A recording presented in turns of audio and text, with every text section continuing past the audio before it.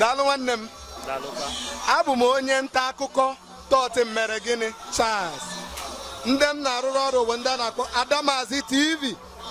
Aka ọrụ anyị bụ ị na-aga na mba ụwa niile ịma otu ihe a na-eme na mba ụwa ndị ahụ, ọkachasị omenala ndị ahụ na omenala Igbo. Biko ka ọ tụrụ na anyị aha gị. Aha wụ Daniel Udo, Mazi Daniel Udo. Biko Mazi Daniel Udo, ọ gịnị ka anyị na-eme ebe a taa? Ihe a nwere tata wụ ọgbakọ ndị Igbo Amaka Festival. Ndewo, ka obi dị gị maka Igbo Amaka Festival a taa? Obi dị m so aṅụrị n'ihi na ọ wụ ọgbakọ ndị Igbo ga-abịa enwekọ ọṅụ, rie ihe ma gosipụtakwa ihe eji mara anyị azị ndị Igbo anyị nwụ. Dịka onye Igbo, ị kwetere na eziokwu na omenala Igbo na-anwụ?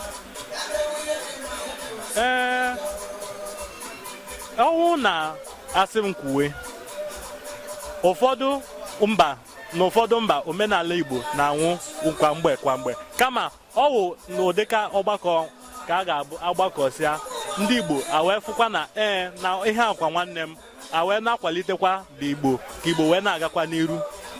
Ya bụ na ihe ekweme Igbo Amaka bụ ị na-akwalite omenala Igbo na asụsụ Igbo.